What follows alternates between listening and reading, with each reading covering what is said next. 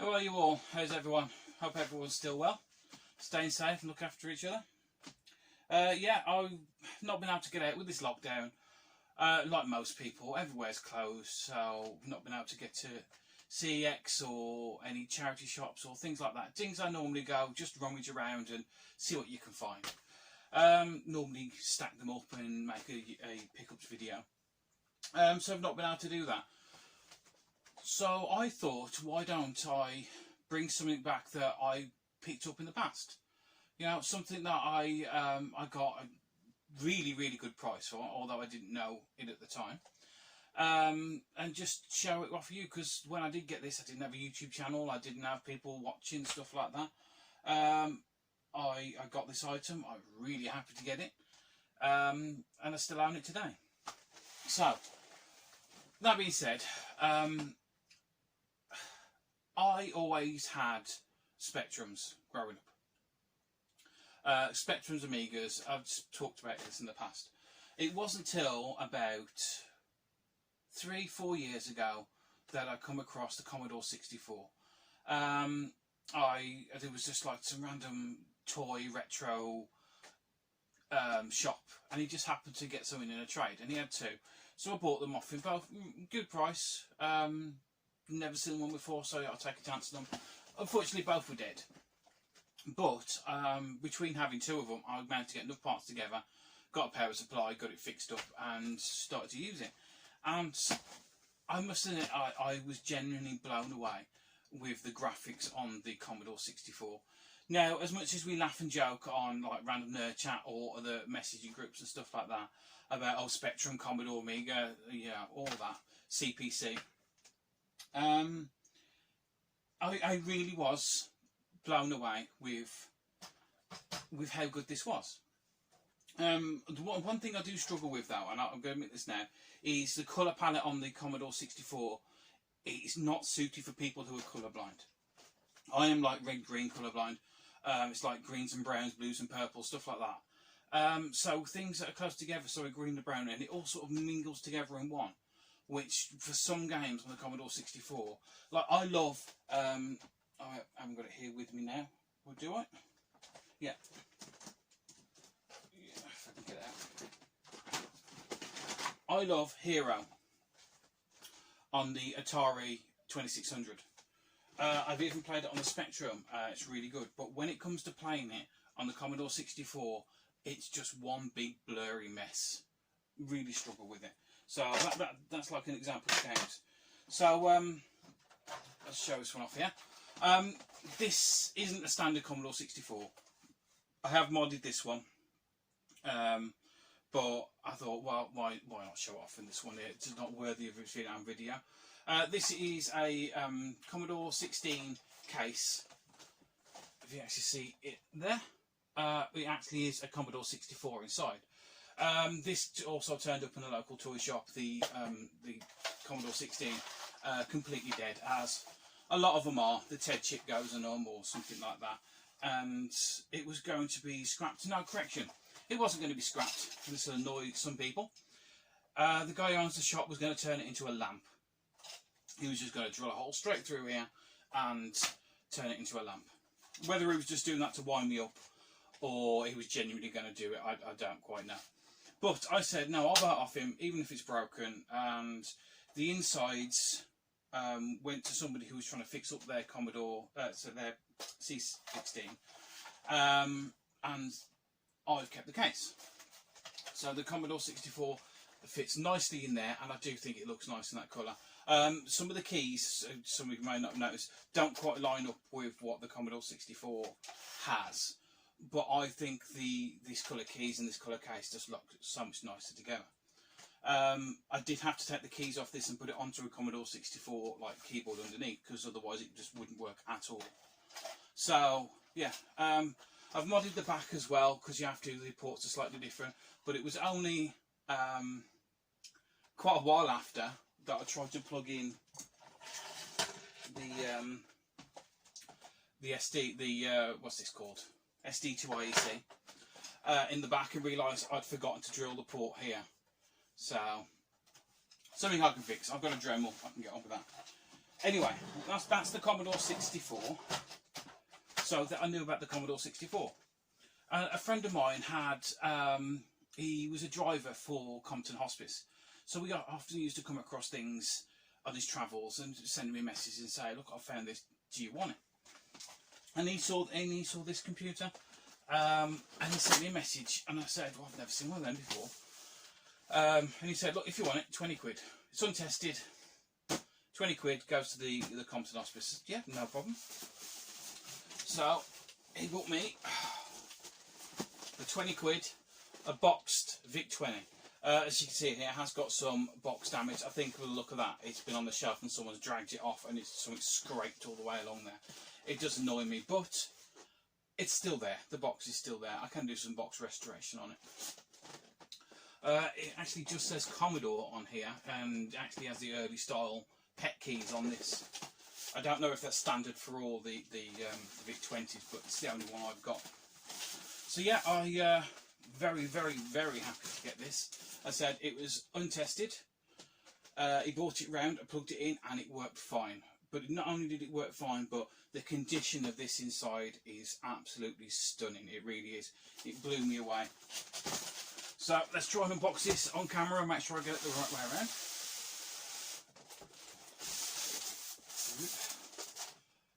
Yeah, I love the artwork on the back.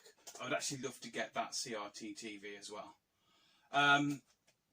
If you're familiar with the adverts as well, in America, William Shatner was the sort of the unofficial mascot for the VIC-20. Quite a there you go, I've got it the right way around. Every time I open this up, I open it upside down. But this time I've got it the right way around. So yeah, let's take this off. And this is what greeted me when I opened it. It is still in its original bag inside the case, and it's got a power supply as well, and it's TV box, whatever you call it, the modulator thing. And later on I found out that this wasn't standard. I don't know if you can see on there the shape of that, which means this is a really, really early VIC-20. Not the earliest one, because as I said, if you look at the picture on the box, the really early ones, we're still using the PET keyboard, which is like that, really sought after now, and it's like they're squarer, the keys, and they look similar, but if you get up close, you can tell there's a difference. So yeah, still in its bag. And just look at the condition of that. I know there's a few different VIC-20 labels, like badges. This one's a sticker. Is it a sticker? No, this one actually is metal. There's one that I think there's a sticker. This is one of the early ones again as well, you can tell, because these always changed. Yeah, you've got your ports on the sides. You can see this port. The later ones you can actually use the Commodore 64 power supply. At the back you've got your cartridge port, and then you've got your disk drive and other things on the back. You know me. I'm not the most technical when it comes to computers. I just know what I like, and to be honest, I think that's the best way to be. And I know it's nice. I enjoy the games on this. So it's still got the VIC-20 at the bottom. There was a date on one of these somewhere, and this one was made in West Germany. Don't know if that means anything to anyone. Right, let's put this down. Actually, as comparison, they look really, really nice together. They really do. I also have a Commodore 64 C, and I have a Commodore 64, a Pi 64. So yeah, these all sit really nice together. And in the box as well, it still has all of its paperwork, also including getting acquainted, sorry, dyslexia again, with your VIC-20. So this is just a little book of programs. I've never actually gone through this and tried to type any of these in. May do one day. You know that'll never happen. The original manual, again, absolutely stunning condition. And oh, what's that? Oh, someone's own program. I didn't even know that was in there. Looks like someone has handwritten their own program. Maybe if I'm going to type in a program, I'll type in that one. Clear data. We'll just see. I may type that in and see what I get and do a little video on it. And also, Commodore 2-year warranty. Maybe just ever so slightly out of date by now. So yeah, premium 2nd-year warranty for the VIC-20 was 20 quid, and 30 days from purchase was 18, saving you 2 quid. Random envelope for obviously sending back warranty or whatever. Free post to London. How to connect your VIC-20. Do love the artwork and stuff. There's quite a lot of artwork like that all the way through the book as well for the main manual.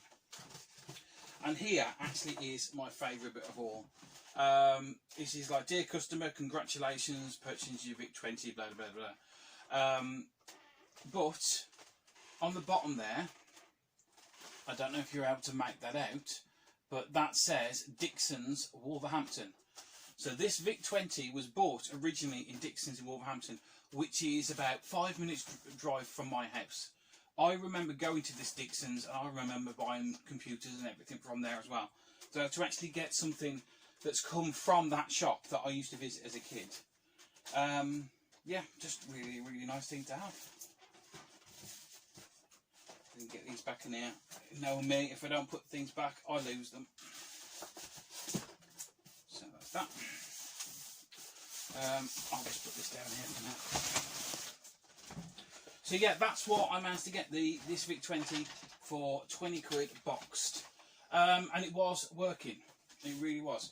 I had no games, I had no disk drives for it at the time. But I went out and this was the cheapest one I could find.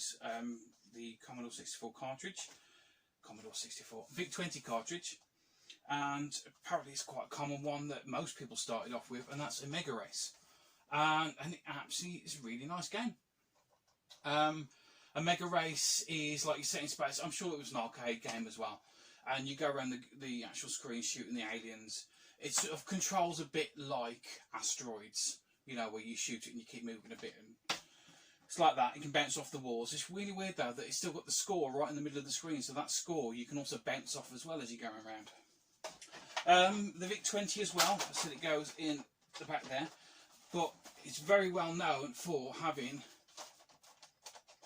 really difficult cartridge slot to get the carts in. You really have to give it some force to get it in. It's a borderline, you think you're going to break something. But I mean, I'm not going to do it because you watch. I'll drop it on camera. But you could hold the actual whole computer up with that. And going on to tape games. Oh, so I was going to say as well, the VIC-20 only had 5K of 5K to write games with, but it wasn't just 5K. You had 3.5 because the rest 1.5 of it was taken up with like the screen and everything else. So to get tape games to load, which were your bigger games, you needed to get RAM cartridges for the back, which you could expand it. But there were a few people who coded games for the unexpanded VIC-20. Not all of them very successful, but one person who is kind of a legend, really, in you know, making games and all stuff like that. And it's Jeff Minter, and this was one of the other first tape games that I got for it. And this is Metal Galactic Llamas Battle at the Edge of Time. The name alone made me want to buy this game. And it's for the unexpanded VIC-20. You wouldn't be able to see it, it's written back down here. This game is absolutely stunning. This is... You're a llama at the bottom of the screen and you're running left and right. But you can spit lasers, bear with me, you can spit lasers up diagonal and bounce them off the walls.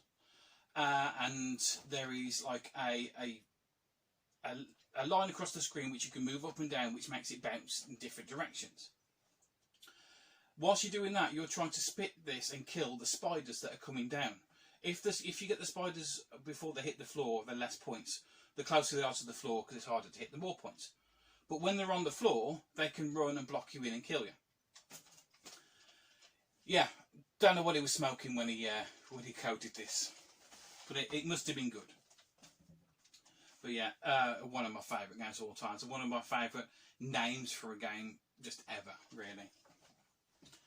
Another Jeff Mincher as well. This one is for the expand. Yeah, to expand this one. What's this for? Doesn't actually say. It's normally about 8K. Again, that's just Matrix. Again, another really classic arcade style shooting game. Jeff Mincher does like his shooters. And some games on tape as well that are sort of like cross-platform that I had on the Spectrum and then ended up playing on the VIC-20. What I love about the VIC-20 is such bigger, chunkier graphics, you know. It's hard to say why I enjoy it more than the Commodore 64, but I think it's the simplicity of the games. I think it's just for me, I really enjoy it. I really do. And that's Jetpack. Is on the VIC-20 as well. Don't hate me for this. I prefer this than the Spectrum port. I just do. I really, really love the VIC-20 Jetpack. And Hunchback. Not really a fan of this game on any system, but it was just one that was cross-platform. I wanted to show it off. And now on to the fact that this is still alive and kicking now. There are still people making things for this computer still to this day. And I know I've shown these off in the past, but these are some Chronosoft tape games. We have Astronel. That is sort of like a classic platform style game. We have Lunar Rescue.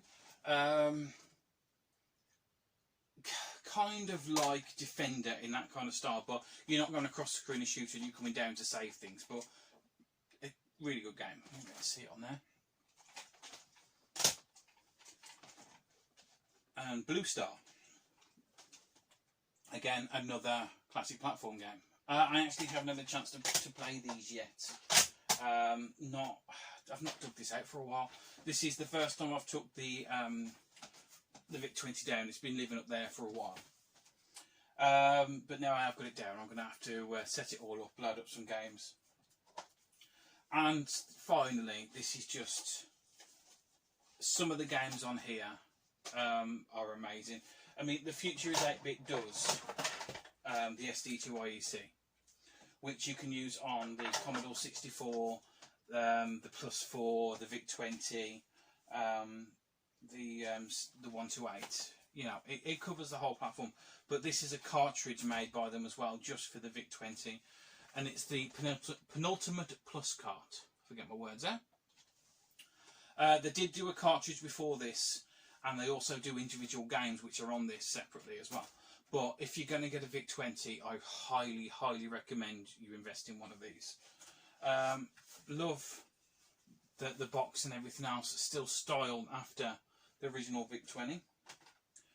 And this cartridge not only has like a large chunk of the library of VIC-20 cartridge games, it also has brand new games on there. There's a game called Cheese and Onion, that a game that well with parallel scrolling, with just how smooth it runs, should not work on the VIC-20. I'll have to do some gameplay of that one because it blows me away how good Cheese and Onion is on the VIC-20. This is also works as your RAM expansion as well, so you can change it inside to the I think it goes up to like 32k. And also you can work it in conjunction with your SD2INC, which that just works as like an external floppy disk drive. But yeah, that's... Oh, and it also reset button. It's got a reset button on it as well. Very handy when you're playing games. It's that, I think that's the same as the what's it, the Div MNC Future for the Spectrum. Having a simple thing like a reset button on a cartridge makes a big difference. So yeah, that's my VIC-20. No nostalgia with it, no nothing. That is where my love of this system started, and this is the system. So I think I've come across a couple of others in the past since this. Various conditions. I tend to fix them up and sell them on because I don't need more than one. I mean, if this one broke, I would go out my way to fix this one. I really like this one. I love the box. This is mine. This is from Wolverhampton, just down the road from me, and this is where it's staying. So yeah, did you ever have a VIC-20? What games did you enjoy playing on it? Or were you someone who just went straight to the Commodore 64 and just skipped this one altogether? You shouldn't. I forgot to say as well, there is also the VIC-20. Like they've done the Commodore 64 Mini and Maxi. So I think if you're going to invest in one of them, because the price of these is getting up there now. Plus as well, you can't connect it really up to a modern TV. You can get SCARTs and things like that. So if you just want to experience some of the VIC-20 games, I would recommend getting that. If you're a hardcore collector and just have to have the hardware, by all means go out and find one of these. So yeah, hopefully next week or so things will be open again, and I might have a few pickups. It might just be even nice just to get out of the house for a bit. So enough of me waffling. Thanks for watching, stay safe, and I'll catch you next time.